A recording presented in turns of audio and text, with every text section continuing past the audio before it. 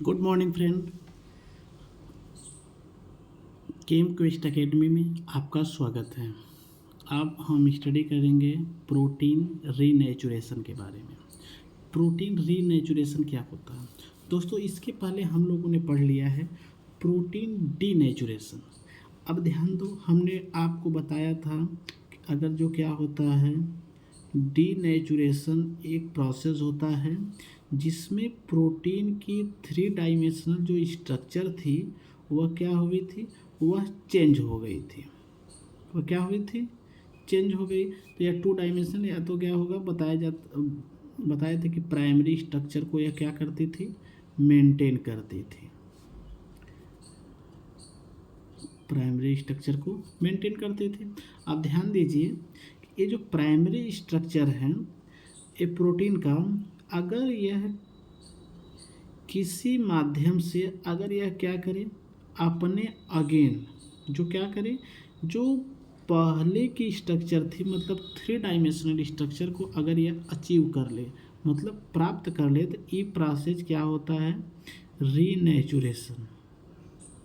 देखो ध्यान रखना बच्चा लोग कि डीनेचुरेशन में क्या होता है, थ्री डायमेंशनल जो स्ट्रक्चर होता है वह किस में कन्वर्ट हो जाता है, उनके प्राइमरी स्ट्रक्चर में कन्वर्ट हो जाता है। या कह सकते हो कि उनका कोएगुलेशन होता है, जो उनके हाइड्रोजन बॉन्ड होते हैं, डाइसल्फाइड बॉन्ड होते हैं, वो ब्रेक हो जाते हैं। तो इससे उनका क्या होता है, डीनेचुरेशन हो जाता है। पुनः अगर इन्हीं बॉन्ड का फॉर्मेशन हो जाता है और वह क्या होंगे, अपने थ्री डायमेंशनल स्ट्रक्चर में चेंज हो जाएंगे, तो इनमें क्या होगा, रीनेचुरेशन हो जाएगा। मतलब जो हमारे डाइसल्फाइड जो बॉन्ड होंगे वह क्या हो जाएंगे, पुनः बन जाएंगे। या तो क्या होंगे, हाइड्रोजन जो बॉन्ड होंगे उनका पुनः क्या हो जाएगा, फार्मेशन हो जाएगा। अगर इनका क्या हो जाएगा, फार्मेशन हो जाएगा, तो वह क्या हो जाएंगे, अपने पहले स्ट्रक्चर में चेंज हो जाएंगे। तो जैसे बच्चा लोग हम लोग पढ़ सकते हो कि देखो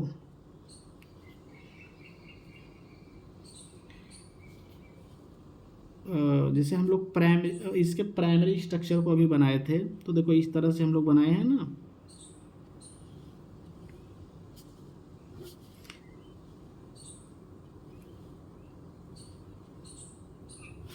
जैसे इनके क्या हुए, एस एच, इनके क्या हुए, ये बॉन्ड देखो, ये पहले डाइसल्फाइड बॉन्ड हुआ करता था, लेकिन ये लोग आपस में क्या हुए, ब्रेक हो गए। अब जैसे ही ब्रेक हुए तो डाइसल्फाइड से कन्वर्ट हो गया हाइड्रोजन सल्फाइड में। अब देखो क्या होगा, अब इनका प्रोसेस मान लो क्या हुआ, रीनेचुरेशन हुआ। ठीक है, रीनेचुरेशन होगा, प्रेजेंस ऑफ क्या होगा, एयर की उपस्थिति में। आप कह सकते हो रीनेचुरेशन। ठीक, अब ये क्या होगा, प्रेजेंस ऑफ एयर। अब देखो इनके जो स्ट्रक्चर होंगे, मान लो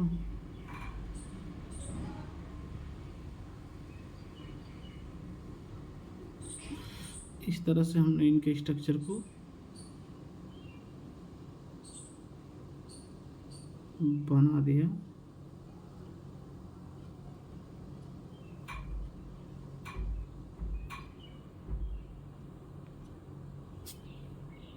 ठीक, अब देखो इनके स्ट्रक्चर को जब हम बनाए तो देखो इनके क्या होंगे, मान लो यहाँ पे जो क्या थे, जैसे यस यस थे, यहाँ पे क्या हुआ, डाई सल्फाइड, मतलब यस यस के बीच में बॉन्ड का फॉर्मेशन हुआ। यहाँ पे हम कह दोगे कि जो डाई सल्फाइड होंगे वो इनके बीच में क्या होगा, यह कह सकते हो यह क्या है, डाई सल्फाइड हो गया, या PHID या FIDE लिखा जाता है कहीं कहीं। डाई सल्फाइड बॉन्ड का क्या हुआ, फॉर्मेशन हो गया, या इससे को इस तरह से दिखा दिए। अब देखो इसमें क्या था, इस स्ट्रक्चर में, प्राइमरी स्ट्रक्चर में इनके जो डाई सल्फाइड बॉन्ड थे वो ब्रेक हो चुके थे, वो हाइड्रो जो सल्फाइड था, जो सल्फर था वो हाइड्रोजन से अटैच हुआ था। लेकिन इनमें देखोगे आप कि इनके जो सल्फर थे वो क्या हुए, आपस में अटैच हुए और डाई सल्फाइड बॉन्ड का फॉर्मेशन कर लिया। तो यह देखो कैसा स्ट्रक्चर हुआ, थ्री डायमेंशनल स्ट्रक्चर बना लिया। कैसा स्ट्रक्चर बना लिया, थ्री डायमेंशनल स्ट्रक्चर। और यह क्या हुआ, इसका प्राइमरी स्ट्रक्चर का फॉर्मेशन कर लिया। ठीक है।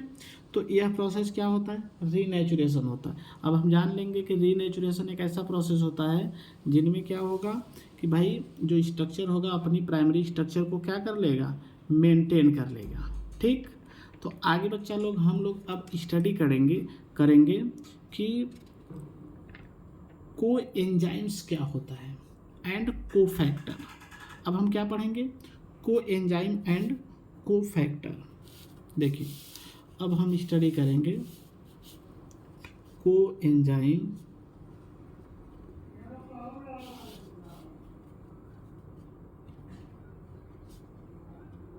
एंड को फैक्टर। अब ध्यान दीजिए, अब देखो कह सकते हो पहले हम पढ़ेंगे को एंजाइम, जिसको हम क्या बोलते हैं, सह एंजाइम बोलते हैं। यह देखो क्या होता है, जो मेन ही हमारे क्या होंगे, ढेर सारे जो मेटाबॉलिज्म प्रोसेस होंगे उसके लिए क्या होंगे, रिक्वायर्ड होंगे। बात समझ में आई। अब देखो इनका काम क्या होता है, जैसे कोई भी रिएक्शन होता है, रिएक्शन में कैटलिस्ट होते हैं ना, वह कैटलिस्ट क्या करते हैं, रिएक्शन के एक्टिविटी को इंक्रीज कर देते हैं, जैसे उनका रेट ऑफ रिएक्शन ज़्यादा प्राप्त होता है। उसी तरह से को एंजाइम होते हैं। को एंजाइम जैसे क्या होता है, कह सकोगे को एंजाइम क्या होगा, एक ऑर्गेनिक मॉलिक्यूल होगा। क्या होगा, ऑर्गेनिक मॉलिक्यूल होगा। और जो क्या होगा, जो एंजाइम के क्या होगा, एंजाइम के एक्टिव साइड से, मतलब जो एक्टिव साइड पे क्या हो जाएगा, बाइंड हो जाएगा, मतलब बधा होगा। और बच्चा यह क्या करेगा, और यह क्या करेगा, असिस्ट कर देगा। असिस्ट कर देगा क्या, कैटलिसिस ऑफ अ रिएक्शन। मतलब क्या करेगा, कैटलिसिस ऑफ अ रिएक्शन, मतलब कि उसकी रेट ऑफ रिएक्शन को, जो एंजाइम की एक्टिविटी होती है उसको क्या कर देगा, बढ़ा देगा। तो उसे ही क्या करेंगे बच्चा, को एंजाइम बोलेंगे। ठीक है। और कह सकते हो कि यह को एंजाइम क्या होता है, यह जो काम करता है इंटरमीडिएट कैरियर्स ऑफ इलेक्ट्रॉन का काम करता है। ठीक है, ये कह सकते हो इंटरमीडिएट कैरियर का काम करता है, इंटरमीडिएट कैरियर का काम करता है। इंटरमीडिएट कैरियर का मतलब जैसे आप कह सकते हो कि अगर कोई रिएक्शन हो रहा है तो सबसे पहले वह क्या करेगा, इंटरमीडिएट कंपाउंड का तेज़ी से फार्मेशन कर देगा, फिर उसके बाद क्या करेगा, मेन प्रोडक्ट का फार्मेशन करेगा। इससे क्या होगा, रेट ऑफ रिएक्शन जल्दी प्राप्त होता है। क्योंकि हम जनरली पढ़े हैं कि कैटलिस्ट को भी इसी केस में पढ़े हैं कि अगर मान लो कोई रिएक्शन क्या हो रहा है, जैसे इस तरह से मान लो कोई रिएक्शन है, इसको बनाना है सी, लेकिन ए और बी क्या करते हैं, ए और बी किसी कैटलिस्ट की उपस्थिति में बच्ची, मान लो हमने क्या लिया, डी ले लिया, डी से या क्या किया, कैटलिस्ट ने डायरेक्ट इनके साथ क्रिया किया और यह दोनों तरफ से क्या होता है, बढ़ जाता है। बढ़ने के बाद यह इंटरमीडिएट बना लेता है और पुनः बच्ची प्रोडक्ट क्या होगा, सी फार्मेशन कर लेगा और अपना जो कैटलिस्ट होता है वह क्या हो जाएगा, बाहर आ जाएगा। ठीक है। तो इसी तरह से क्या करता है, हमारा रिएक्शन होता है। ठीक है। तो उसी तरह से क्या होगा, जो यह डी यूज किए जैसे कैटलिस्ट के रूप में, ऐसे ही हमारा क्या होता है, को एंजाइम होता है, जो जितने भी हमारे कैटालिटिक रिएक्शन होते हैं उनको क्या कर देता है, बढ़ा देता है। ठीक। अब देखो हम पढ़ेंगे को फैक्टर। अब क्या पढ़ेंगे, को फैक्टर।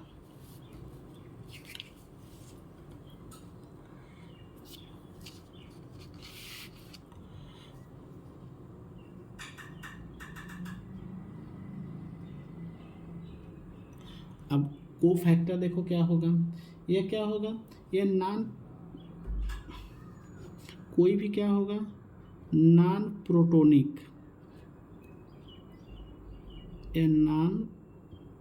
जो क्या होगा, नॉन प्रोटीन, ये क्या होगा, केमिकल कंपाउंड होगा।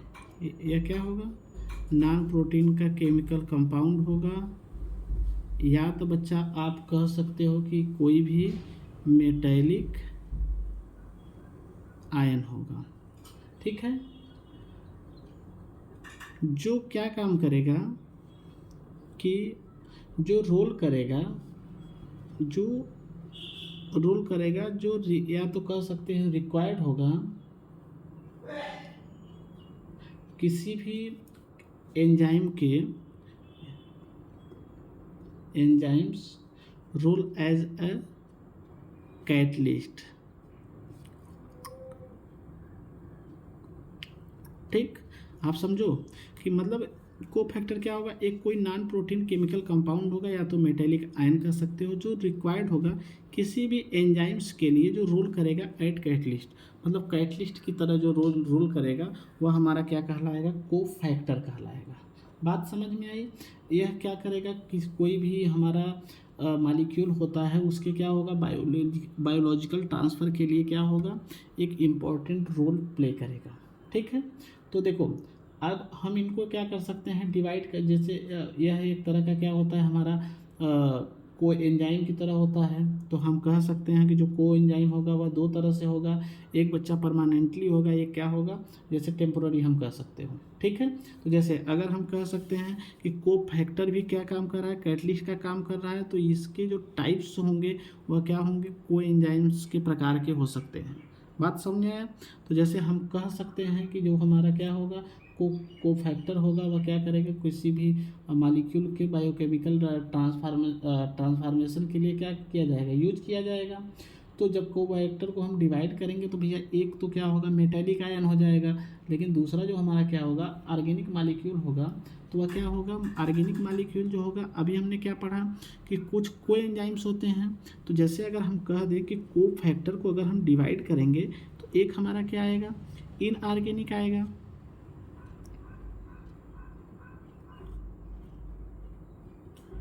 इनऑर्गेनिक मॉलिक्यूल आया, मतलब इसमें जितने भी हमारे क्या होंगे, मेटेलिक आयंस होंगे वह आ गए। दूसरा जो हमारा क्या होगा, वह कॉम्प्लेक्स ऑर्गेनिक मॉलिक्यूल आएगा। अब कॉम्प्लेक्स ऑर्गेनिक मॉलिक्यूल आया तो इसी को हम क्या बोलेंगे बच्चे, कोएंजाइम वाली कैटेगरी बोलेंगे। ठीक है, अब कोएंजाइम्स आया तो हम इसको क्या करेंगे, अब मेटल्स है इसमें क्या करेंगे, हम इनको देख लेंगे कोएंजाइम्स में जो ऑर्गेनिक होते हैं वो कितनी तरह से हो सकते हैं। तो हम पढ़ेंगे टाइप्स ऑफ कोएंजाइम, क्या पढ़ेंगे, टाइप्स ऑफ कोएंजाइम्स। ठीक, तो देखो टाइप्स ऑफ कोएंजाइम की जब हम स्टडी करेंगे तो ध्यान दो, इनको हम कैसे पढ़ेंगे कि देखो कोएंजाइम्स दो तरह के होंगे। कितने तरह के होंगे, दो तरह के। कोएंजाइम्स आर टू टाइप्स, इनके टाइप क्या होंगे, टू होंगे। ठीक, एक तो हम बोलेंगे बच्चे प्रोस्थेटिक ग्रुप, क्या बोलेंगे, प्रोस्थेटिक ग्रुप,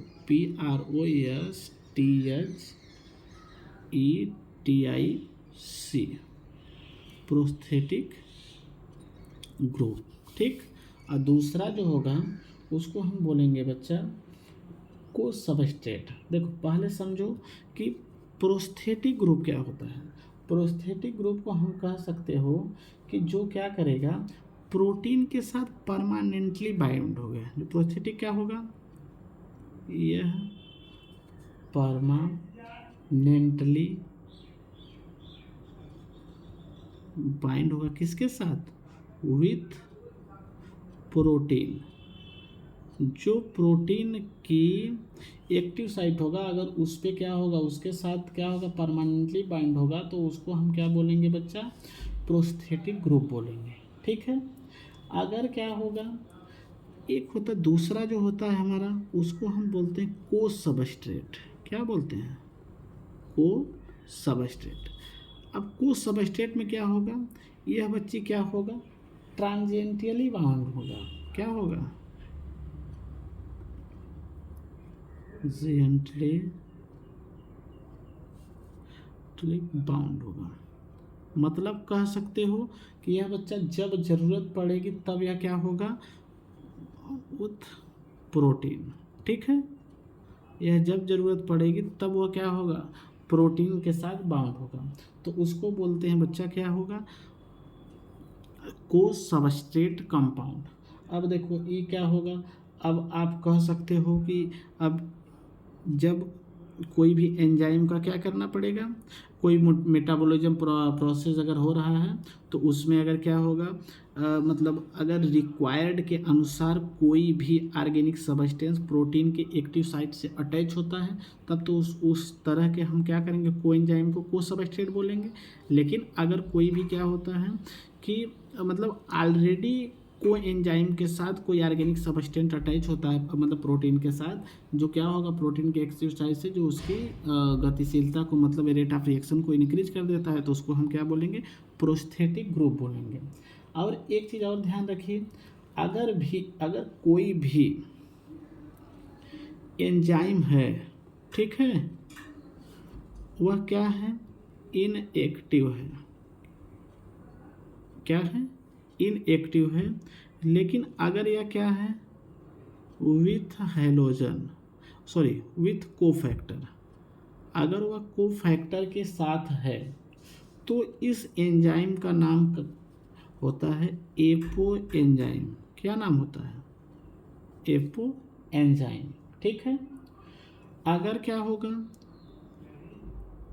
अगर क्या सॉरी एपो एंजाइम क्या होगा, विदाउट कोफैक्टर, क्या होगा, विदाउट कोफैक्टर। अगर क्या होगा, बिना कोफैक्टर के साथ अगर कोई भी एंजाइम इनएक्टिव फॉर्म में है तो उसको क्या बोलोगे, एपो एंजाइम। अगर क्या होगा, विथ कोफैक्टर, अगर कोफैक्टर के साथ है तो इसको क्या बोलोगे बच्चा, हैलो एंजाइम, हैलो एंजाइम, ठीक। तो हम कह सकते हैं कि बच्चा जो है, अगर कोई भी एंजाइम होगा, अगर क्या होगा कोफैक्टर के साथ होगा तो उसको एपो एंजाइम बोलेंगे, अगर क्या होगा कोफैक्टर के बिना होगा तो उसको क्या बोलेंगे, हैलो एंजाइम, ठीक। अब देखो हम लोग एक चीज़ और इसके पहले पढ़ चुके हैं कि जैसे प्रोटीन क्या होता है, प्रोटीन के बारे में हम आपको बता देते हैं। जैसे इसके पहले तो हम लोग पढ़े हैं, तो प्रोटीन में हमने क्या बताया था आपको कि कोई भी हमारा क्या होगा, जो अमीनो एसिड होता है यह लोग आपस में क्या होंगे, ज्वाइंट होते हैं, तो क्या बताते हैं, वो पॉलीपेप्टाइड का फॉर्मेशन करते हैं। अब यही पॉलीपेप्टाइड क्या होंगे, 80 से 100 मतलब 80 से ऊपर या 50-60 जो भी होंगे, मतलब पॉलीपेप्टाइड आपस में क्या होंगे, ज्वाइंट होंगे, तो क्या होगा, प्रोटीन का फॉर्मेशन होगा, ठीक है। अब प्रोटीन के हम कुछ इस क्या होगा, प्रोटीन का फॉर्मेशन होगा। अब प्रोटीन के कुछ स्ट्रक्चर के बारे में हम लोग स्टडी करेंगे। तो प्रोटीन जो क्या होता है, कुल 4 तरह के स्ट्रक्चर का फॉर्मेशन करता है, ठीक है। अब यह क्या करेगा, 4 तरह के स्ट्रक्चर का फॉर्मेशन करेगा, जिनको हम स्टार्टिंग में पढ़े थे जब हम लोग स्टडी किए थे पेप्टाइड बॉन्ड का, ठीक। तो पेप्टाइड बॉन्ड का जब स्टडी किए थे तो वहाँ पे हम लोगों ने बताया था। तो आज हम आप लोगों को प्राइमरी मतलब उनके स्ट्रक्चर के बारे में बताएंगे कि उनके स्ट्रक्चर कैसे होते हैं। ये क्या होता है, प्राइमरी स्ट्रक्चर, ठीक। दूसरा क्या होता है, सेकेंडरी स्ट्रक्चर,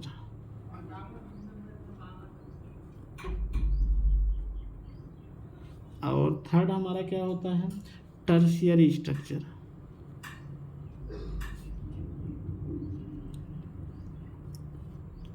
और लास्ट हमारा क्या होता है, जो चौथा होता है क्वाटरनरी स्ट्रक्चर, QUATER,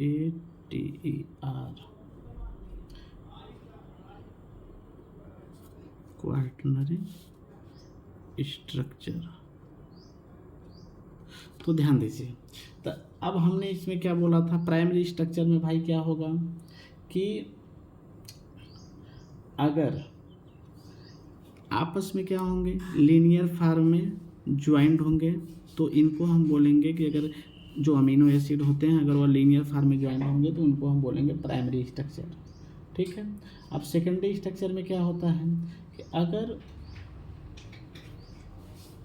मतलब इनमें क्या होगा, अगर उनमें फोल्डेड मतलब फोल्डेड स्ट्रक्चर आ गया, ठीक है, अगर फोल्डेड स्ट्रक्चर आया तो उसको क्या बोलेंगे, सेकेंडरी स्ट्रक्चर। अब फोल्डेड स्ट्रक्चर में बच्चे दो तरह से आता है, एक क्या होता है जिसको हम एक बीटा शीट बोलते हैं, और एक क्या होता है मतलब अल्फ़ा हेलिक्स बोलते हैं। क्या बोलते हैं, अल्फ़ा हेलिक्स, ठीक। मतलब ये क्या होगा, एक बीटा शीट होगा, एक अल्फ़ा हेलिक्स होगा। अब टर्शियरी स्ट्रक्चर में देखो क्या होता है कि ये तो फोल्डेड हुआ, ये क्या होगा, थ्री डायमेंशनल फोल्डेड होगा। ये क्या होगा, थ्री डायमेंशनल फोल्डेड होगा, ठीक है। अब इसमें क्या आएगा, इसमें अल्फ़ा और बीटा आपस में क्या होंगे, ज्वाइंट हुए होते हैं। और क्वार्टनरी स्ट्रक्चर में बच्चे क्या होता है, प्राइमरी सेकेंडरी टर्शियरी तीनों तरह के क्या होंगे, अगर प्राइमरी सेकेंडरी और टर्शियरी तीनों ही आपस में क्या होंगे, ज्वाइंट होंगे, तो उनको क्या बोलोगे, क्वांटनरी स्ट्रक्चर बोलोगे। जैसे हम आपको स्ट्रक्चर को दिखा सकते हैं बुक में, देखिए यह देखो प्राइमरी स्ट्रक्चर है। प्राइमरी स्ट्रक्चर में देखो आपस में अमीनो एसिड क्या हुए हैं, एक दूसरे से ज्वाइंट किए हुए हैं, ठीक है। तो प्राइमरी स्ट्रक्चर को हम कह सकते हैं कि यह प्राइमरी स्ट्रक्चर में क्या होंगे, जो अमीनो एसिड होंगे वो सीक्वेंस से आपस में ज्वाइंट होंगे, ठीक है।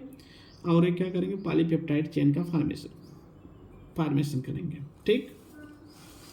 दूसरा हमारा क्या है, सेकेंडरी स्ट्रक्चर। सेकेंडरी स्ट्रक्चर को हम बोलते हैं कि यह क्या होता है, फोल्डेड स्ट्रक्चर के फॉर्म में होता है। जैसे इसको देख लो, या तो क्या करो, इसको देखो ऐसे बना हुआ है, ठीक है, तो इसको बोलते हैं फोल्डेड स्ट्रक्चर। अब इनमें क्या होता है, आप देखोगे जैसे ये फ्रंट में है, ये क्या है, बैक है, तो इनके बीच में क्या होता है, इंट्रैक्शन होता है। कह सकते हो कि यह जो स्ट्रक्चर बनता है और पॉलीपेप्टाइड चेन का, इनके फ्रंट और क्या होगा, जो बैक बोन होते हैं उनके बीच में इंट्रैक्शन से इनके बीच में फॉर्मेशन होता है।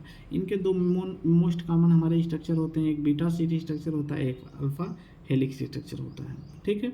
जैसे अगर हम बात करेंगे मतलब बीटा प्लेटेड शीट की बात करेंगे, तो उसमें देखो जो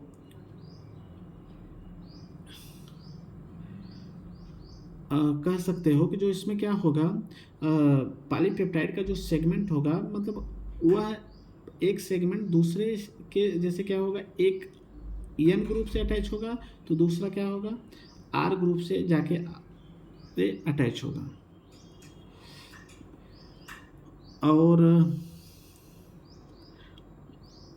और यह इनका क्या हेलिक्स स्ट्रक्चर है। और उसके बाद जब ये टर्शियरी स्ट्रक्चर के बारे में हम बात करेंगे, तो टर्शियरी स्ट्रक्चर देखो क्या होता है कि यह इनमें बीटा शीट और अल्फा हेलिक्स स्ट्रक्चर दोनों ही आपस में क्या होंगे, मतलब ज्वाइंट होते हैं। और यह क्या होता है, थ्री डायमेंशनल होता है। और क्वार्टनरी स्ट्रक्चर में बच्चा क्या, प्राइमरी सेकेंडरी टर्शियरी सब आपस में क्या होंगे, ज्वाइंट हुए होते हैं। इसमें क्या होगा, सभी तरह के जो अमीनो एसिड होते हैं वो ज्वाइंट होते हैं।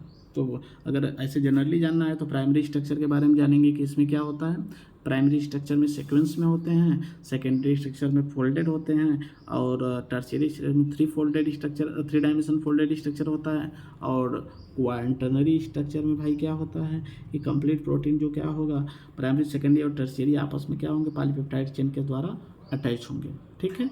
मतलब इनमें क्या होगा कि सभी तरह के जो सब यूनिट्स होंगे वो आपस में अटैच्ड होंगे, ठीक है। तो यह हमारा क्या होता है, क्वार्टनरी स्ट्रक्चर होता है। यह हमारा टर्शियरी स्ट्रक्चर। और यह हमारा क्या है, सेकेंडरी जैसे दो तरह से होता है, एक बीटा प्लेटेड शीट होता है, एक हमारा क्या होता है, अल्फा हेलिक्स स्ट्रक्चर होता है। और यह क्या होता है, प्राइमरी स्ट्रक्चर, जिसमें क्या होंगे, सीक्वेंस से अमीनो एसिड आपस में ज्वाइंट होंगे, ठीक।